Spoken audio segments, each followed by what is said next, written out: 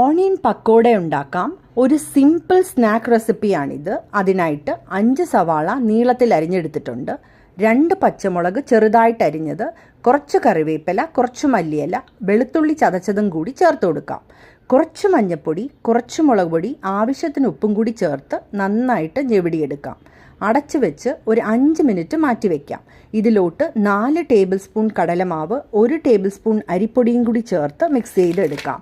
കടലമാവിന് പകരം മൈദാപ്പൊടിയും ചേർക്കാവുന്നതാണ്. ഒട്ടും വെള്ളം ചേർക്കേണ്ട ആവശ്യമില്ല. ഉള്ളിൽ നിന്ന് ഇറങ്ങി വരുന്ന വെള്ളം മതി നമുക്കിത് മിക്സ് ചെയ്തെടുക്കാൻ. ഒരുപാട് ലൂസായി പോവരുത് ബാറ്റർ.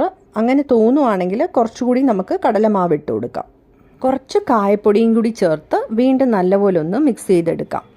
ബാറ്റർ റെഡി ആയിട്ടുണ്ട്. ഇനി നമുക്കിത് ഫ്രൈ ചെയ്തെടുക്കാം. പാനിൽ എണ്ണ ഒഴിച്ചു കൊടുക്കാം. എണ്ണ ചൂടായി വരുമ്പോൾ ഇതുപോലെ കുറച്ചായിട്ട് ബാറ്റർ അതിലോട്ടിട്ട് ഫ്രൈ ചെയ്തെടുക്കാം.